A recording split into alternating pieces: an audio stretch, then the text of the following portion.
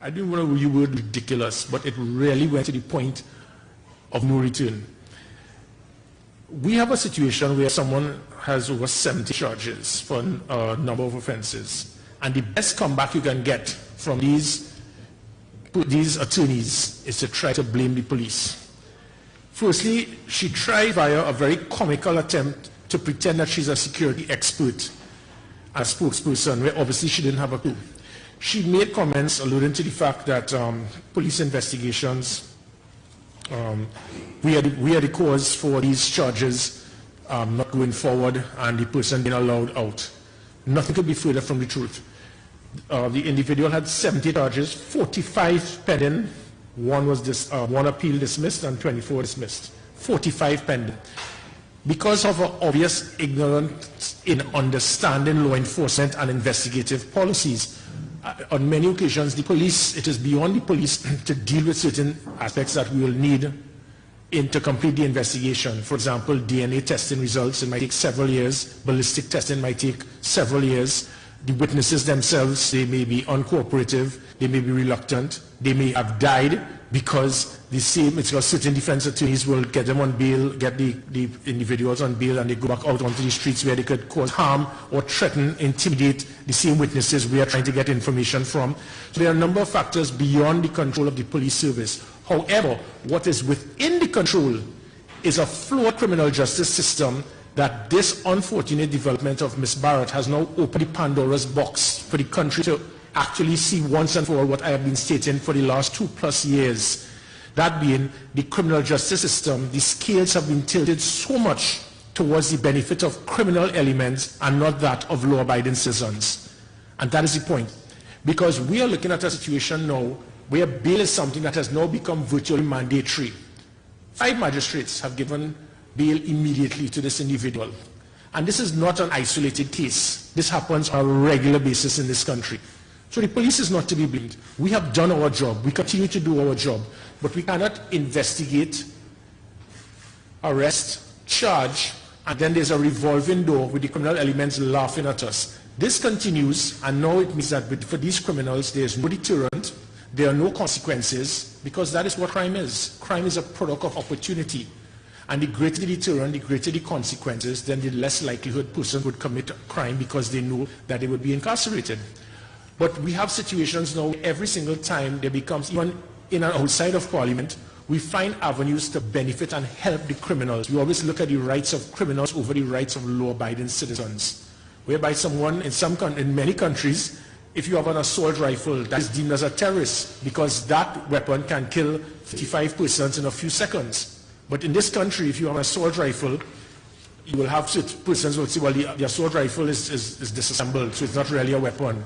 Or you will have politicians say, well, you have to give him a chance. And these persons will come back out onto the streets. What do you think they're going to do? Not try to get another assault rifle to kill persons? If someone rapes someone, you will say, well, let's wait until the police get all the facts. But in the meantime, let them go back out onto the streets to commit 68 further crimes. Or someone involved in robbery, rape, kidnapping, grievous bodily harm. When would it end? When would the scales of justice be tilted towards the rights of the law-abiding citizens? And the reason why certain persons, they attack me is because I will continue to fight and defend for the rights of law-abiding citizens. I am not here to be able to defend the rights of criminals. What we have seen in this situation, as I said, the can of worms, it has now been opened. It has shown to the country what I have continued to state, that every single time we have situations, we have even recently, a man virtually battered a woman senseless over and over. And what happened? He got $5,000 bail and came back out. That is the fault of the police? No. We arrested him. We continue to do our job and do what is required. But unfortunately, as I stated, persons in the criminal justice system have the perception that unless it is you make it mandatory that there must be no bail, we are going to give the option to make it mandatory that he must get bail. So someone in a court, they may very well have the right to say that no bail should be given to this individual because you continue to come on a regular basis. Had that been done, there may very well have been a very good chance that this crime and hundreds of other crimes would not have taken place. But we continue to arrest, we continue to charge, and when the persons come back out and commit crime, whether it be armed robbery, rape, kidnapping, grievous bodily harm, gender-based violence crime, and the statistics go up, you then blame the police. So you are blaming the police because of a failed criminal justice system that continues to look after the well-being and the rights of criminal elements. And what is amazing is that sometimes the media would go and try to seek the comments by persons who are there to defend and find bail to try to get these individuals out as quickly as possible. They have a job to do. I don't blame them. That is their job. The way my parents brought me up, I will never do that job. Whether it is right or wrong, that is their style. That is something that is the right of persons to have those type of attorneys. I can't do that. The way I was brought up was to continue to be in a position and an environment to look after those who need support, whether it had been a member of the Defense Force, a National Security Minister, a Minister of National Security, or Commissioner of Police. Never a defense attorney that will always try to find a way to get bail for persons to come back out. But as I said, in our system, that is the right of an individual to have. We then went on to the same senior counsel who had the audacity to play again, try to play Magnum PI, and she stated that, quote, if the young woman was picked up either by the magistrate court, somewhere between that and the taxi stand, are there not cameras there? And if it is, the car went in the direction of Cleaver Road, do we not have police cameras there? So, well, to start with, police do not have cameras. Senior counsel, do your homework. She then went on to state that the registration number of the car really is not the crucial factor. It is the direction that the car took. And why have these cameras not picked up the route of the vehicle? Now, in my 17 years in law enforcement, it is the most ridiculous, foolish comment I have ever heard by anyone. I have a 9-year-old nephew that could not understand that a big woman who's a senior counsel had the audacity to make such a ridiculous comment. So let me clarify. In her desperate attempt to try to deflect the real issue, if she does not know, we do not have cameras all over the country. In Trinidad and Tobago, we have about 1,800 CCTVs, cameras, and out of these cameras, less than 1,000 are operational. When you look at each camera, it's not the type of camera that you will see in London, Chicago, New York City. Cameras were designed probably a few years ago to deal with the summit and program. So these cameras don't have facial recognition per se or license plate recognition. But let us pretend that it is.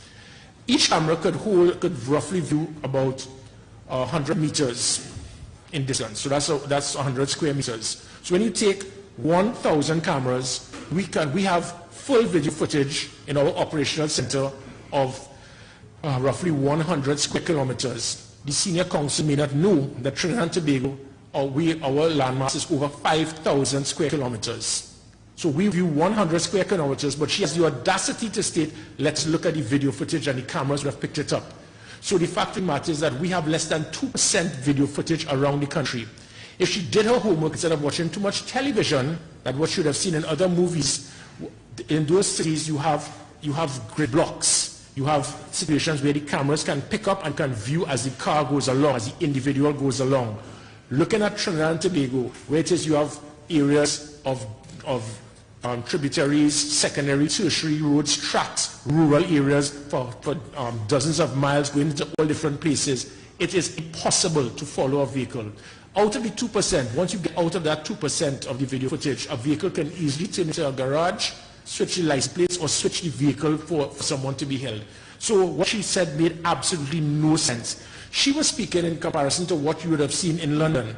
But we have less than 1,000 cameras in Trinidad and Tobago. In London, there are 618,000 cameras. When you land in Gatwick, by the time you get to central London after taking the Gatwick Express, there will have been video footage of you, cameras of you over 50 occasions. So everywhere you turn, there's a camera. We do not have that. So the audacity of trying to play Magnum PI to explain that all we had to do was to watch the cameras, I would invite the senior counsel to come and see the operational command center, explain that what she said made absolutely no sense. In total contrast, however, it is based on good policing that the Trinidad and Tobago Police Service, we were able to pinpoint and target persons of interest that we feel that will be of very strong interest to assist us in trying to deal with this investigation. Because on most occasions in kidnapping, it is usually when the ransom is made and there may be, we can utilize some avenue there. And that was not done because there was no call, there was no code pertaining to a proof of life or demand for ransom. But still, because of good policing, good techniques, and the DCP operation will elaborate on it. Because of the use of the operational command center, we were able to pinpoint the persons of interest. But you cannot use CCTV footage. She then went on to speak about the bail amendment bill, which flopped last year. And I am glad this was raised, because I have been saying over and over, we needed that bail amendment bill to be passed so that persons with sophisticated assault rifle or being involved in violent crime should be held inside for at least 120 days. When we continue to have persons released immediately upon being charged, what do you think happens? On most occasions, the victims or the possible witnesses can be threatened, they will be intimidated or disappear. It goes back to my initial point of the problem we have in this country of the revolving door of easy access to bail and persons having the audacity to try to state that the police are not ready. We are always ready. But when we charge someone, we expect the criminal justice system to continue. When we take that baton, we pass it on to them, and that relay must continue to ensure that persons of interest who have done a lot of harm to this country should not come back out onto the streets. But again, as I said, the rights of criminals, it now seems to have precedence over the rights of law-abiding citizens. I will now ask the DCP operation, or DCP Archie, to explain exactly where we are at this time. And again, I do really appreciate the professionalism by the media in this investigation. I would clarify shortly as it pertains to the leaking of information and the reason why it is that we have to be very careful as to how much is said, because all that is of interest to us is to ensure the safety of the victim. And DCP Archie, again, what we have done. Now, if you would have looked over 12 years ago, when you would have seen over 280 odd kidnappings in this country, last year there were six kidnappings for ransom. On most occasions now, we actually apprehend the individuals. The persons would be released unharmed. Ransom would not even be paid. This was a very awkward and very difficult investigation. It is still ongoing. I wish to add specifically at this time, this is still a rescue operation. It is not a recovery operation. And what we have done now is there are several arms of the Trinidad and Tobago Police Service. We work closely together with these operations. They are immediate standard operational procedures. We trigger an operational command center.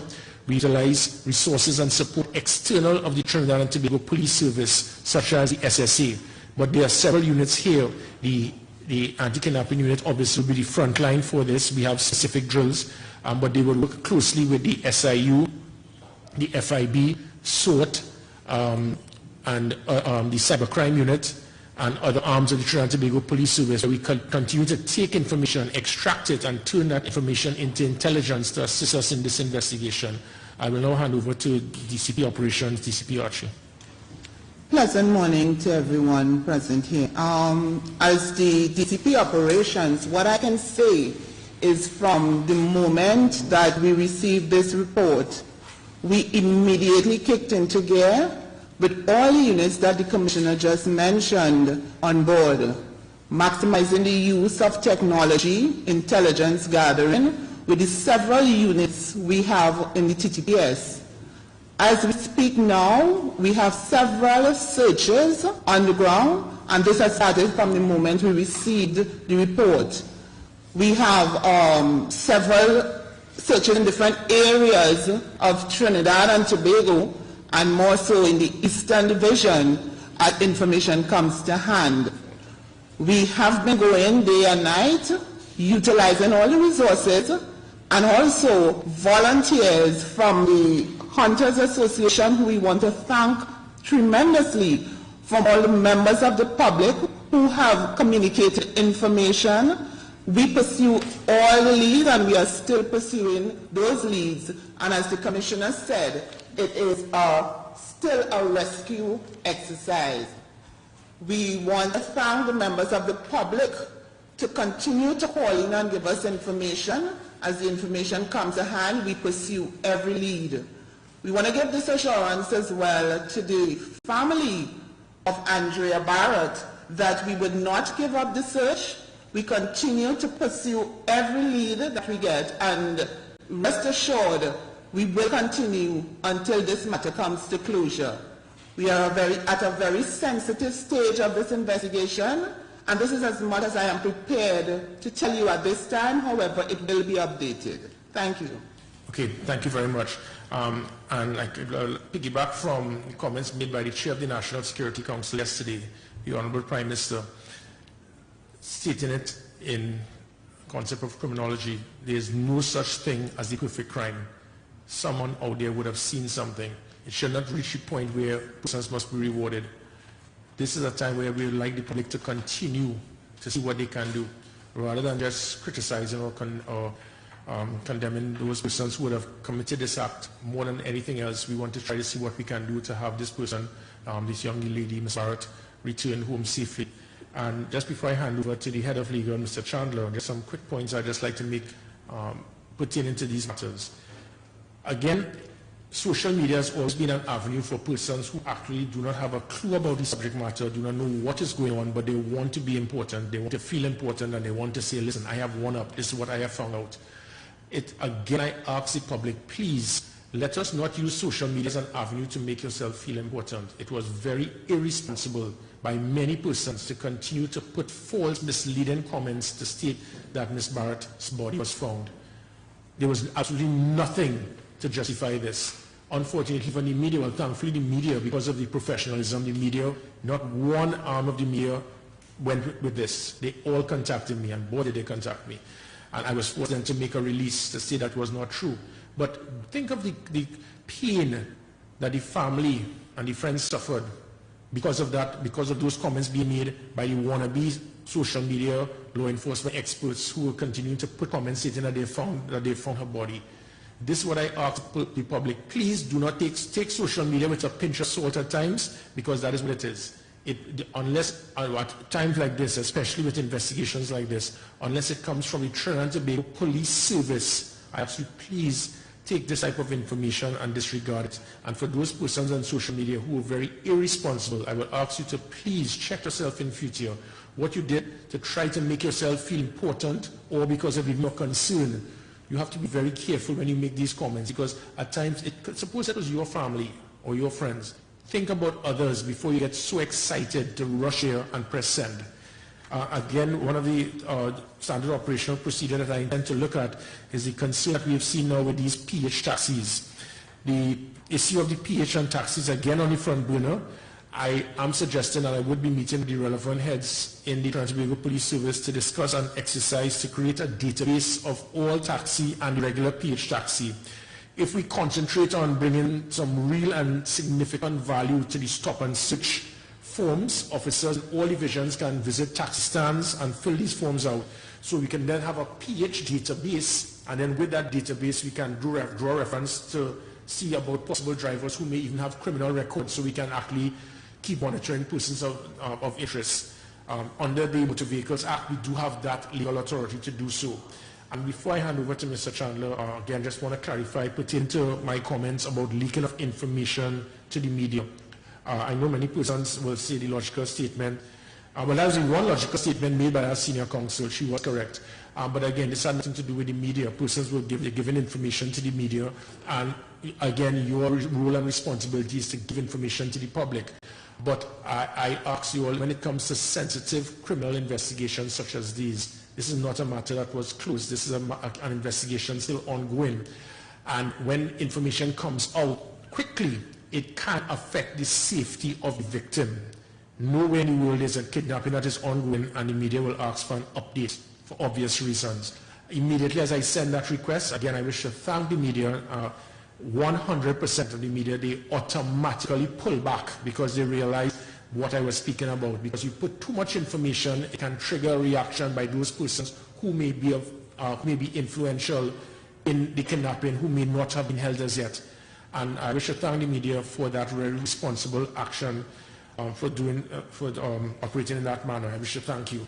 I will now like to ask the head of legal, Mr. Chandler, just to again deal with certain matters from a legal perspective pertaining to this and other matters. Mr. Chandler.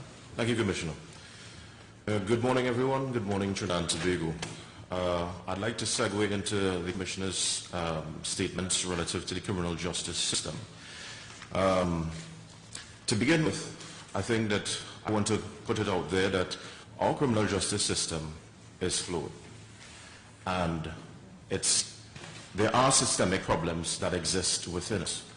And we need to recognize that there are problems within the system and stop the blame game, because what we've seen thus far, based on what has been put in the public domain relative to the comments of attorneys and other persons relative to one of the suspects, we've seen where the discussion has been had where persons who have pending charges, many charges, are given bail. Bail is your constitutional right. Persons are entitled to bail. However, the Bail Act does contemplate certain parameters, certain circumstances. So judicial officers have the act to assist in terms of making a determination on bail. Commissioner's statement really deals with the issue of the ease at which persons access bail, particularly when you consider what's within the Bail Act, when judicial officers ought to consider the seriousness of the offense, the antecedents of the suspect, and the likelihood of them committing offenses whilst on bail. If you have people or persons who are clearly career criminals, then these are persons who are a menace and a threat to society.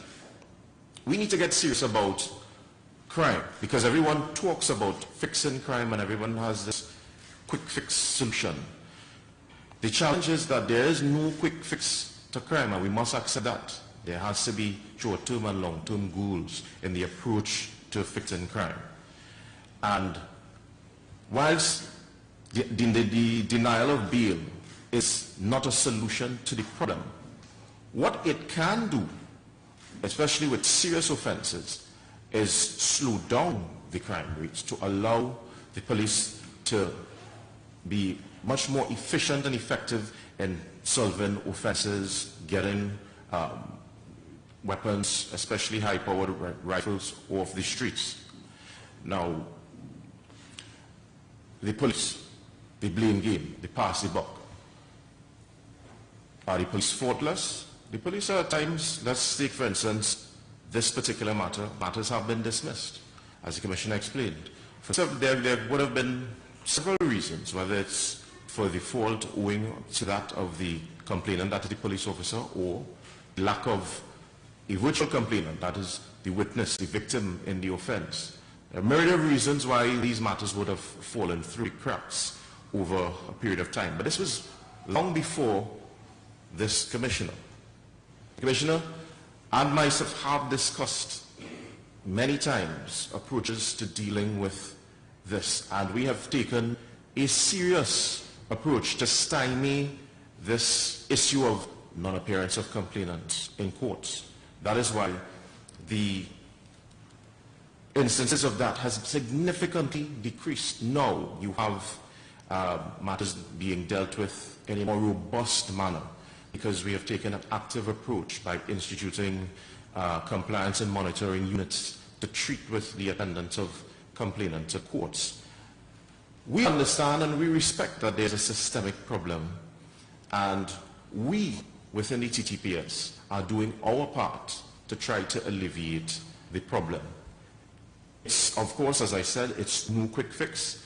There will be challenges, but we continue. We are dedicated to the people of Trinidad and Tobago, to their safety, and to ensure that justice is done, and justice for all. All right? Apart from that, I just want to touch on the Freedom of Information Act and challenges thus far. And I say that in light of recent rulings.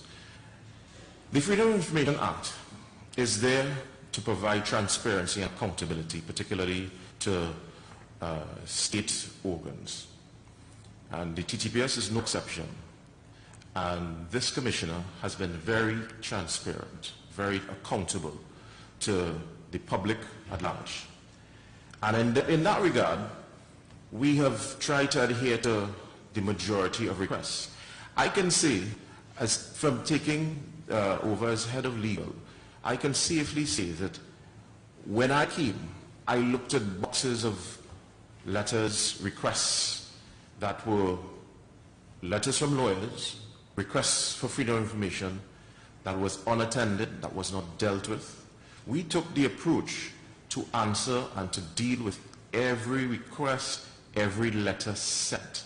So we took that responsibility to respond to everything so that you would always get an acknowledgement letter and we would treat with it accordingly. However, what we've seen over the past few years is that because of, I would say, because of that willingness to acknowledge and to assist and to present as much information as possible, this act has been taken as, it's been taken advantage of. It's been abused over and over and over again by persons who now ask for ridiculous information. They make ridiculous requests. And I am again calling for a look at reformation of the Freedom of Information Act, because the act is too wide, and when I look at the case law that has developed over the last few years, the ambit and the reach of it, it seems that there are no holes barred. So it's all and sundry that people are requesting. So where do we draw the line? At what point in time is enough enough? What information is pertinent and what is not? There needs to be a clear delineation as to what the rubric and the spirit of the act is supposed to do, because it's being abused. And we, Ttps, are being burdened by this constantly and for no good reason. So I just want to put that out there. Commissioner. Okay, thank you very much. Before I just close off on dealing with this matter pertaining to the ongoing investigation of this kidnapping, and then the open questions to the media, I just want to go right back to the FYA. The Freedom of Information Act, I think I am probably one of the most transparent persons in public office you'll get. I will always be most accessible, and I will always try to provide as much information to the media as possible. But let's just give you an example. One person will ask question: what is the amount of monies donated to ISOS fund since its inception? And who are the names of the people? The number of firearm licenses granted, present, and which sector of the society? Who are the businessmen? Who are the private citizens? What mechanisms are being used to identify retired police officers who return to the police service? Give me the names of former police officers retained by the police service and the position they hold and where they are stationed, the collective salaries, the names of former defense force personnel attached to Ttps, their rank, their salaries, where they are stationed, the name of contractors, suppliers retained by the police service, list of all the advertisements of the police service, the cost for each one, the list of advertisements for the procurement of goods and services, every single one, even if it is you buy a dinament to refurbishing a building, name of all external attorneys retained by the police service, the list goes on. Is this what the FYA was for? This, to me, when these things come, it seems to be more of a fishing expedition than to show transparency. And I, for one, will grip all of this. But as the Commissioner of Police, I also have a strong responsibility to ensure that any document that I send forward to the public must not in any way harm any citizen. Think if you had applied for an FUL and we must tell someone that you have one. Think of, for example, that you may be involved in something and there's an extract of station diary. I am bombarded with dozens of requests for extracts of station diary. Now let's look at a station diary. A station diary, when someone comes and makes a report, this now can become evidence as part of an investigation. Should we forward that? And suppose, for example, someone just wants to get information on you to affect your image and your reputation. When I start giving extracts of every single station diary, what citizen will want to come forward and make a report? Because they're doing fully well that anybody could use FYA to come forward and get information on you, on your family member. This can affect your reputation, it can affect your life. And therein lies the problem. We cannot, when this FYA was formed, it was never to be designed as a fishing expedition or something in the police service that can be used to affect a third party. So someone just wants to get information on anyone. I would like to get all the station diary extracts of anything pertaining to Joel Brown. Is that right? Would that be fair to that individual? So we need to analyze exactly what is going on here. Further, when would the level of stupidity stop in the questions being asked? So for example, someone could just pick up and say, I would like to get all the shoe sizes of all the police officers in the service, all 8,000. I would like to get the height of all the police officers. I would like to get the ethnic composition. I would like to know how many people in the police service support Manchester United. Well, I hope it's a lot.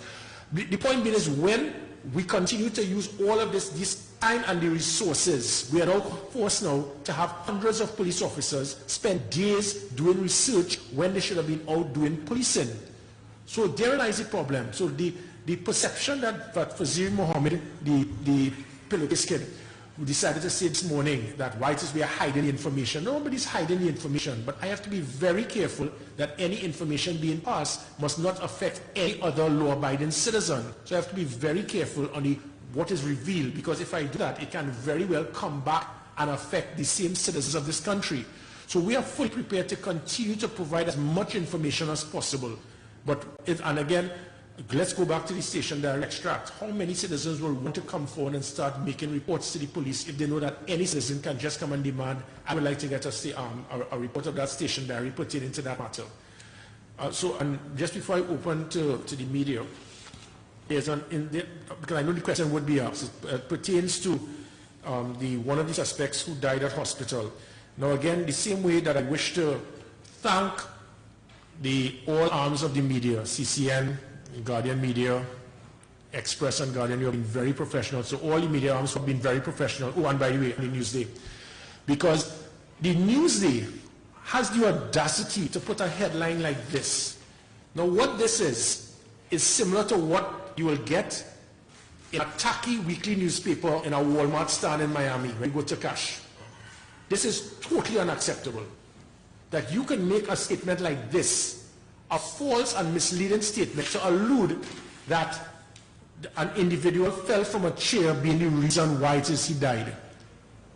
That is as reckless and irresponsible as you can get as a media house. And you wonder why you continue to get the bronze medal of all the daily newspapers.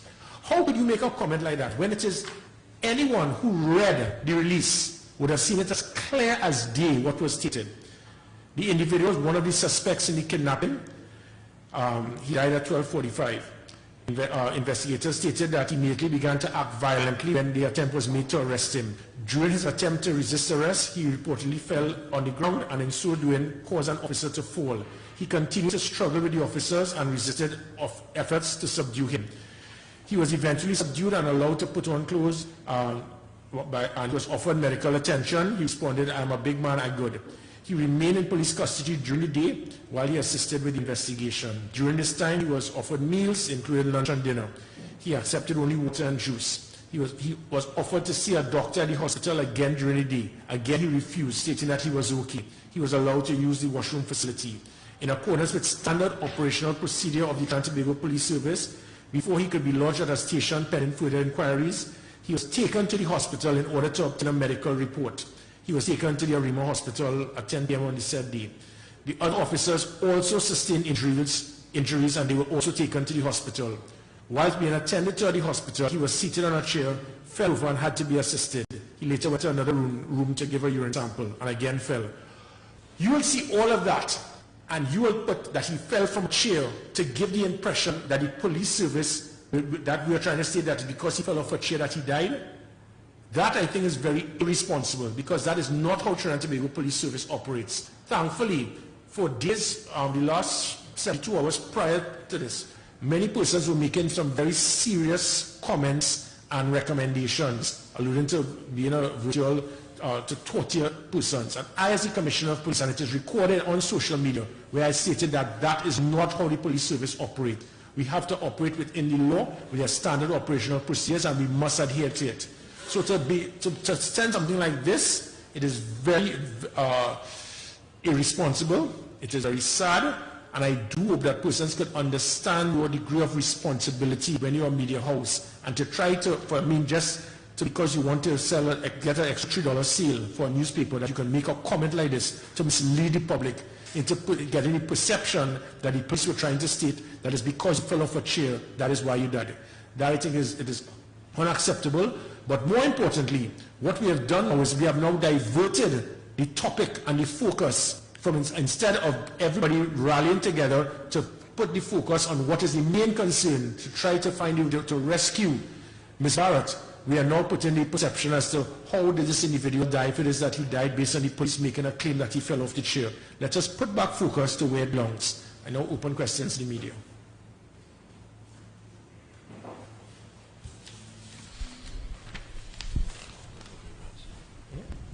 Good morning, Commissioner Jens Levin from the museum. How are you, sir? The man himself, right? The fourth from the chairman? Yes, sir.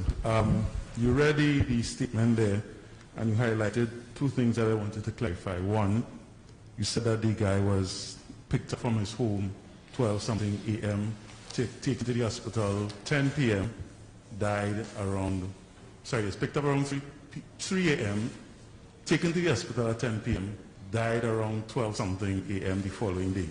The family found out 2 days after.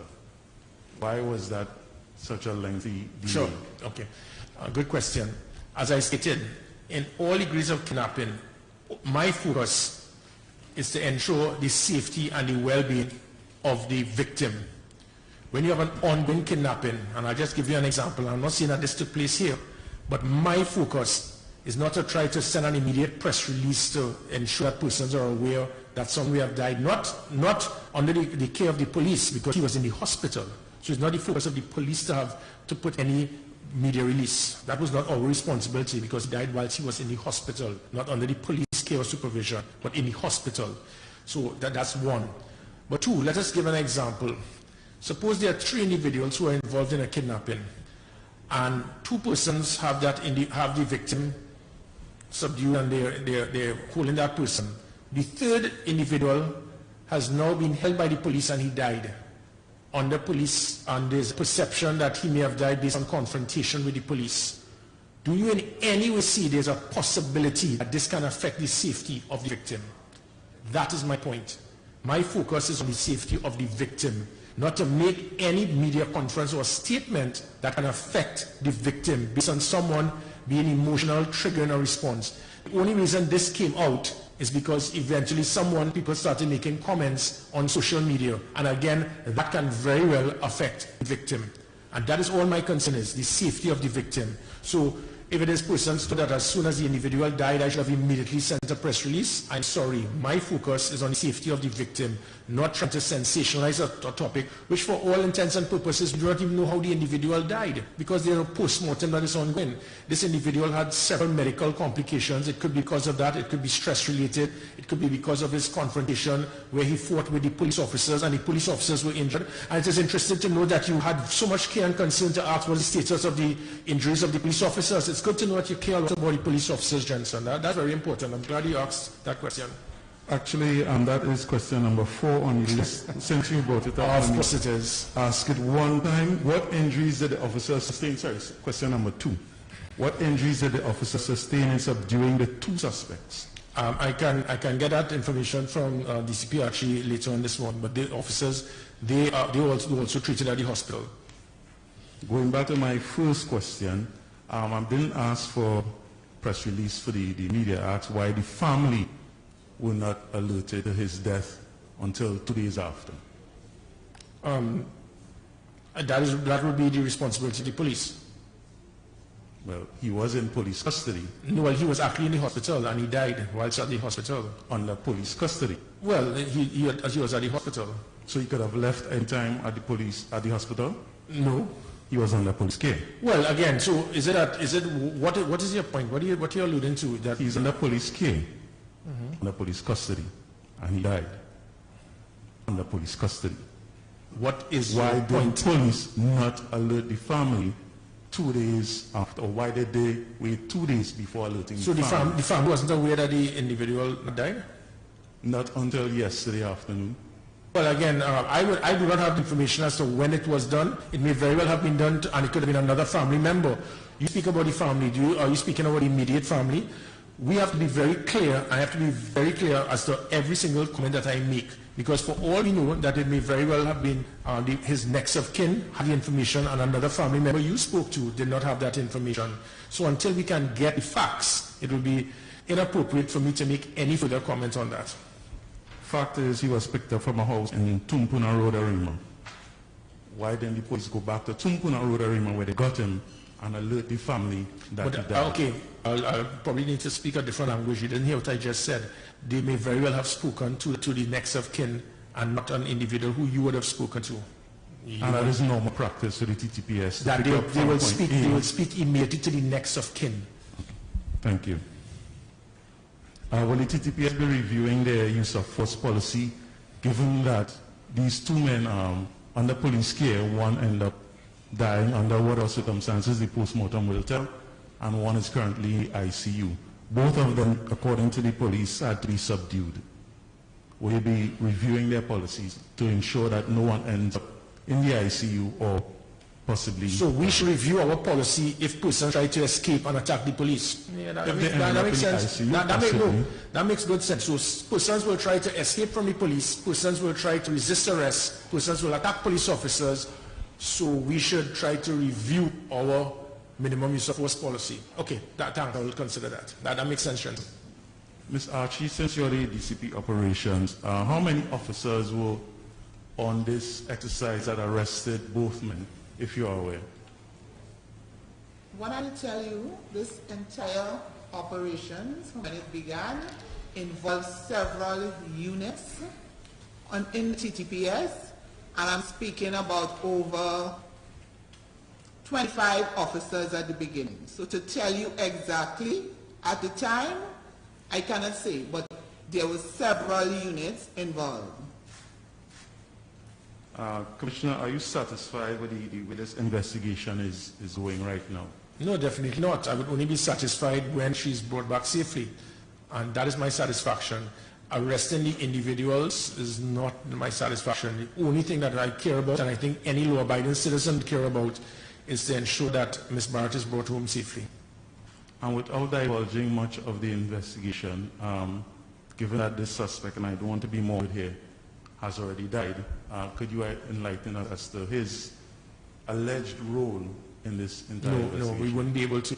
I'm not even going to divulge which of the 5 suspects, the initial 5 suspects, would have been the person with the 70 charges, because until charges are laid, it would be inappropriate for me to make such comments. But what I can state is that persons would have been curious to understand why, as the Commissioner of Police, I decided to use the resources in a specific area in San Uganda.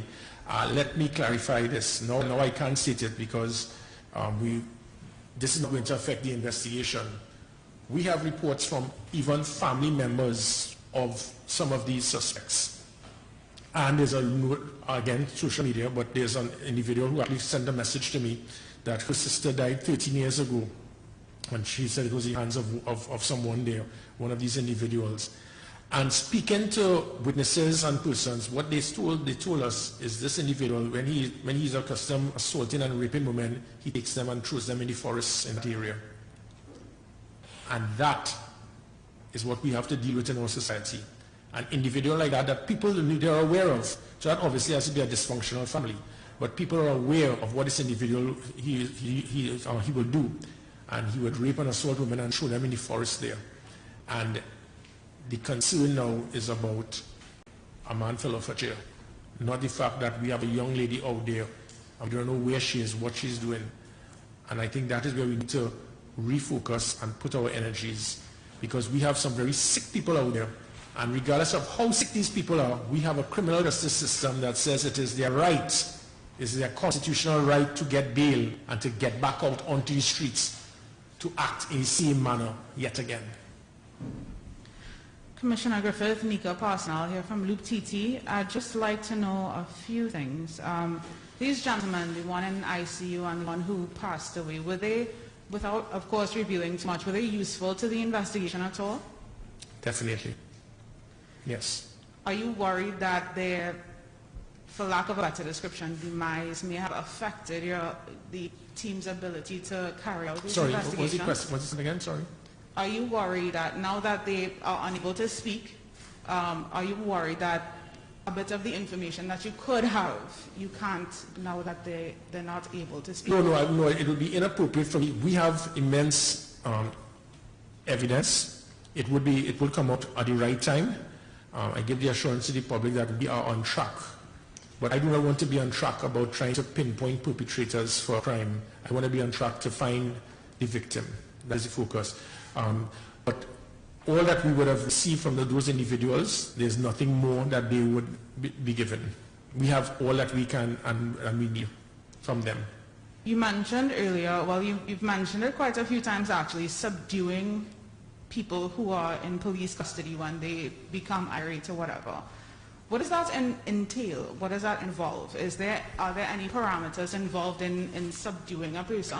Yeah, sure. There's a minimum use of force policy. Again, if someone is trying to be erratic, attacking police officers, the first thing you need to do is to try to restrain the individual and try to pull the person and get them to the ground. We actually did the drills here to show how it is done. But when this happens, obviously you're in a forested area, someone is escaping, you're going after them. The person, I mean, obviously if you ever try to run through a forested area, apart from before you even confront the individuals, that obviously would cause injuries.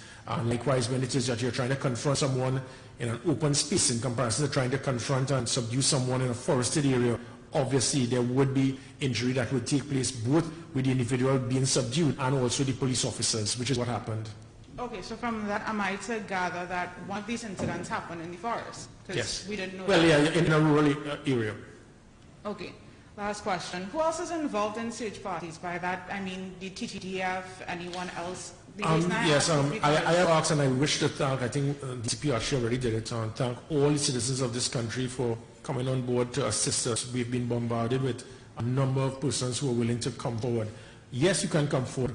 I ask you not to go out there with weapons. I ask you to make sure that if you go out there, you need to get back in by 4 p.m. We do not want to turn to another search and rescue of persons getting into that forested area. It is very thick, and at night it can be very difficult to get out.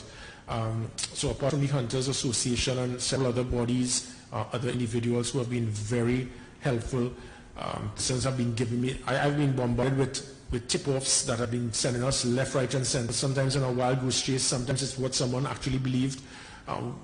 We were just up till 5 this morning. We had over 50 officers. Again, it is not to put panic or frustration on the family, but you will get information that there was a strong scent. The dogs picked it up. It was a bear that died. So every single lead, we intend to pursue it. For the last few days, many of us have not slept. We are going through this constantly, and we continue to have this as a rescue operation.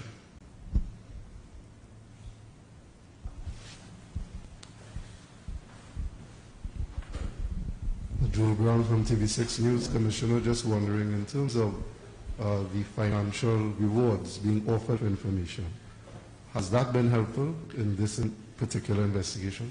Well, no, because until it becomes something legitimate, accurate, then the reward is still out there. It's still available to the public. I should think that anyone would want to come forward based on remuneration. I would think they will want to do it knowing that that could very well be their daughter, their sister, their wife. So because of that, I hope that any law-abiding citizen will want to come forward and assist us and give us any piece of information that they feel can be of value to us. So at this time, it is still open, and we're still hoping that persons can come forward and help us. Now, time is against us. We need to move forward as quickly as possible. There are several leads that we have pertaining to what may have taken place. Obviously, I can't see what it is, but we do. Time is running out. We need to try as quickly as possible to rescue Ms. Barrett. Any particular challenges in terms of resources in the search, and given the areas that the search or searches are taking place, be it in terms of, let's say, should there be aerial assets or things of that nature assisted? I'm not sure what's going on. So yeah, well, we have the air support unit of the Trinidad and Tobago Police Service. The drones are being used, but again, in total contrast to the senior counsel lack of understanding, trying to believe that she's a law enforcement expert, to see that security cameras should have been an avenue to find a car. It is impossible. It is sometimes a needle in a haystack. Not thankfully, but we've been able to target certain places, believing where she may have been, and that is what they're putting the focus on. But we still continue to look through. There are a number of things that we have access to, which made it a game changer for us to start pinpointing possible perpetrators of such acts. And through the use of technology and other aspects, we've been able to, again, deal with it. But in this situation, it is very difficult, and that's why we need public on board as much as possible to assist us. 2 points raised by yourself, Mr. Chandler. One, the issue of the Freedom of Information Act.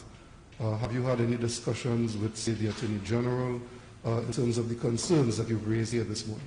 Yes. I think we drafted it, and I have spoken to the Attorney General, because obviously the Freedom of Information Act was not drafted to lead anyone on a fishing expedition to say, I will just send hundreds of questions to the police service and they must deal with it because the FYA says so.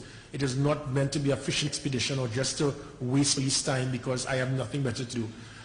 Obviously, we must have amendments. And I mean, one of the main requests we get from the FYA is station diary extracts. And I have serious concerns with station diary extracts, because suppose you and an individual got in an accident, someone can just demand a station diary extract of your accident, or put it into even a personal matter, or even if you submitted a report, put it into a criminal matter. And if someone gets that information, it can affect you and your safety.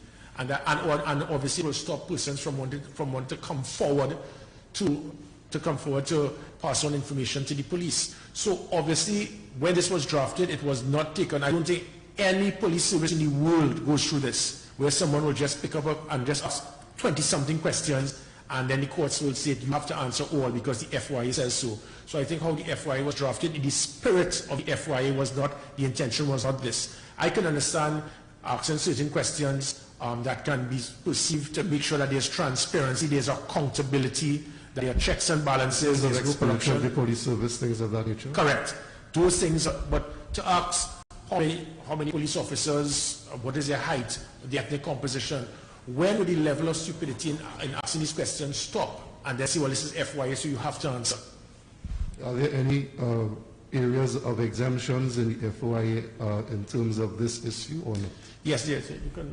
Yeah, I mean, even though there are exemptions that the law provides for, the Freedom of Information Act provides for, even after you take into account the exemption, Section 35 says that you now must consider other factors, and most important, that of the public interest in denying. So even though you say, well, this may be very well an exemption, this is a person's personal information, or this is a trade secret, or it's confidential, even after you've done that, you still need to go thereafter and consider, well, in the public's interest, should this still be denied? And the threshold in terms of the denial is very high. That's a challenge. So even though we may look at a document, and even after considering Section 35 and the parameters of Section 35, we may take the decision, well, it ought not to be disclosed. So for instance, I'll give you an example. So like question of the identities of the persons brought in and who are in certain specialist sections. They're in a specialist section for certain reasons. Is it that we should make that information public? Is that in the public's interest? And these are the considerations. So that's my point. Where is the line drawn? Because certain information, realistically, ought not to be put in the public's domain. We may have officers who work in a specialist section where their identities need to be protected, not just for them, but what of their families. So that we must take all these factors into account when we have the discussion. But certainly, we do consider the exemptions, and we do consider Section 35 and whether it should be exempted. So any refusal is not just a flat refusal. It's a refusal having considered the law in its entirety. And let me just clarify again. Give you an example. Husband and wife, boyfriend and girlfriend. Husband and husband, wife and wife, it doesn't matter. Imagine there's a gender-based violence incident, and they make a report on the other person, and that person can now go through FYA to demand that they see a secondary extract. Think of that.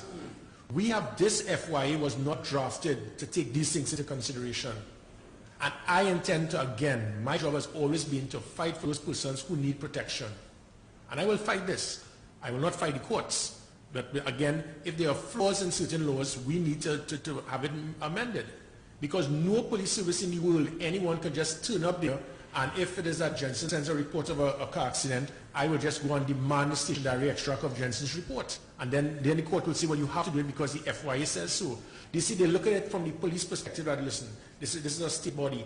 But when it has police in, there are specific pieces of confidential information that can affect the reputation of the individual. It goes right back to the FUI matter recently, when the FIU, when information came and it got in the hands of the media. We have to investigate that. As I stated then, my focus would not have been investigating the media. We should have investigated the police officers who leaked the information to the media, because that could have been a legitimate law-abiding citizen, and FIU got a red flag, and next thing you decide to reveal all the information of this person, and the person really was inheritance or something. But now the whole country knows how much money that person has. You have now targeted that person and possibly wrongly accused that individual of being involved in possible criminal activity. So the FYA has to be, we must have some amendment. It cannot be one that the police will be wasting so much time on fishing expeditions because persons are just throwing stuff to say, I want to play catch you. Or when it pertains to reports being made that can affect the safety, the security, or even the reputation of a law-abiding citizen.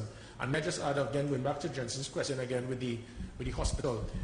Usually when the person is, again, the person may be in police care, but if it is in a hospital, it becomes the responsibility, I should think, of the doctors there. But my position is that I was not going to reveal any information that could have affected the life or the safety of the victim. That is what comes first to me, and it continues to be my priority in this investigation. And just one other point, as you mentioned, the courts, the issue of the bail amendments and so on, you've raised that before, you've raised it again. Well, the bail amendment bill and then the issues of bail and how it's used or affected by the judiciary. Have you had any direct conversation with, say, the Chief Justice or the members of the judiciary to seek or at least try to get a sense of your concerns directly to them, or is it through the government, the parliament? What is the best way you think to go forward on that matter? Well, I have spoken to the Chief Justice. One of the things we would like to take into consideration is a specific gun court, whereby you must have swift justice. We can't continue with persons being held for an illegal weapon and you get $5,000 bail to come back out, go back out onto the streets, purchase another firearm, and probably put a hit on the person who he felt sold him out. We must have a gun court to ensure that as quickly as possible, someone held with an illegal firearm must be incarcerated for as long as possible. Again, in some European countries, you are found with an assault weapon. That can be deemed a terrorist act. In this country, you get $5,000 bail and you get back out. Obviously, again, the scales of justice have been tilted towards the criminals for far too long. And then politicians will always throw that red herring, well, the police could set you up. At no time I recall any situation where the police deliberately planted a weapon on someone and someone reported that happening. Again, at no time have we ever seen a situation in the anti-gang legislation where someone said he was framed as being a gang member. Every single one, there was never been that accusation. So the red herrings have always saying, well, the police could frame you. If you keep throwing those red herrings in this country, then there should be no laws, because you could always claim someone could frame you, whether it be DUI, speeding, or robbery. Hi, good morning. Prior Bihari, AZPnews.com. Commissioner, I wanted to find out the use of a cell phone in this investigation with Ms. Barrett. How important was that, and is that still being pursued? We have methods, we have means, we have transformed the police service in the use of technology. Obviously, what I would not say is how it is being done, but we have done everything that is possible. There's no international kidnapping unit anywhere in the world that can match what we are doing at this time. That is why from the Natalie Polony and all of the other scenarios, you have seen the game changers where we've been able to apprehend the individuals. In this situation, however, there was no ransom, so it makes it very difficult for us. The focus, again, should not be, and the success is not on apprehending the possible persons involved in the kidnapping, but to ensure safety of the victim. And at the beginning of the press conference, you mentioned the suspect who had 70 pending charges, and I think you said that 34 of those were dismissed, right? An attorney said that some of those cases were dismissed because the police officers didn't show up in court. Is that another factor that you think is contributing towards this flawed criminal justice system as you did? Not anymore. under this tour of duty by this Commissioner of Police, there's been a 96% reduction in cases being dismissed because of absenteeism by police officers. 3 years before, it was the norm. Many police officers would not have shown up, and that was what would have caused the 24 matters being dismissed. 96% increase in cases being dismissed. So it means that there's been a total turnaround of that taking place. So that is not an issue anymore. Yeah, Commissioner, if I could just chime in here, and because I just want to reiterate the point that I made early on relative to this same issue, sir, that in all instances, it is not the police to blame, and I want that to be. So even in the all instances, it's still not always the police to blame. When you look at the nature of the offences, a lot of the offences that were dismissed involved victims. There were last name matters, etc. And those involved victims. So because victims were not willingly, because they were reluctant to pursue the matters may have fallen by the wayside. So it's not in all instances that the police are to blame. I'm not saying that they're blameless. In some instances, yes, they are. And we have treated with it accordingly, and that's the reason why there has been a significant change in the way we do things in regard to their attendance at court in matters. But certainly in matters that come before the court, it's very easy to say that the police are to blame, but the justice system involves judiciary, the attorneys, the police, just to start with. So everyone has a hand in the way the wheels of justice turns. We within the police service, under the auspices of the commissioner, this commissioner, right, have recognized that there are challenges and difficulties and have made strides towards amending those challenges. And that's what we're saying. Commissioner or Ms. Archie, with regards to the search for Ms. Barrett's use of helicopters, was that done? And if any, what assistance has the drones, the Ttps drones given in the search for? Okay, go helicopters. Right? No, but in a situation like this, the drones can be actually of more value because the helicopters, due to the heavy terrain, especially in forested areas, there's very little that the helicopter will be able to pinpoint and target, especially when they get too low, and the type of helicopter that we may have, it can cause a problem. Recall what happened with the crash of the last helicopter. So the drones, however, can get as low as possible without any concern pertaining to affecting anyone. So far, the drones have proven to be as effective as it can be. And let me go back to the whole chair incident, if you would. There's allegations, well, not the chair incident, but you know what I mean. No, I don't. I know that one thing that your focus is on the chair. I like seats. You seem to like seats. There are 41 in Parliament if you're interested, you know. Probably in a couple of years, who knows? I think so. I'll pick you as my National Security Minister. How would you respond to claims, or how do you respond to claims that these two men were excessively beaten by the Ttps? Sure. Good question. Anyone can make those claims. I ask them to please come forward and give your report to the police service. And if it is that you give incorrect information, you can be charged for wasting police time. So instead of making all of these allegations and these claims, come forward. There's the PCA. I have spoken to the head of the Police Complaint Authority. Come forward. And if you come forward and give the information, and the information is accurate, we thank you, because we want to ensure we have no rogue element in the police service. If you give false and misleading information, I can assure you that you would be charged for wasting police time. And likewise, I do take this opportunity, Johnson, that the reliability of the media, I wish to thank you all for how you have been very professional, bar the Newsday. I hope that the Newsday can be more reliable than the defense of the Trinidad and Tobago football team against USA one day. Okay. I see Newsday is your favorite newspaper. That's good. I shall get you a signed copy. Thank you. Two last questions. You made mention of the search for Ms. Barrett, and the emphasis should be on Ms. Barrett, and I fully agree. But are you at all concerned that in the police custody, one person died and another person is in ICU? When is it concerned? In what way? Pertaining to assisting us in the investigation? Concerned in any way, human to human? No, but pertaining to the rescue of the victim or the Concerned incident. that whilst in police custody, one man is in ICU and another man is dead. Well, let us first look at the individuals themselves. I mean, I'm not going to question characters at all, because I have to be very careful. But if there's a situation, I have reports that individuals that have a paper trail, thicker than Newsday, of 70 charges, but then again, he was a good boy. He was just the company he was keeping. And the police will tell me that an individual attacked them, was trying to escape, and the police officers themselves were injured. I will now wait on the post-mortem, and I will wait on a thorough investigation before I start having concerns. What I think that you should have concerns about is the fact that we have some sick people out there that have easy access to get bail to harm law-abiding citizens. I'm not hearing that concern from you. Interesting. Why? Do you have that concern? As my But colleague do mentioned, you not have that concern, Jensen? that the law allowed for law-abiding citizens To be affected by granted persons' bail. easy access to bail. I know you never have a concern about law-abiding citizens being hurt.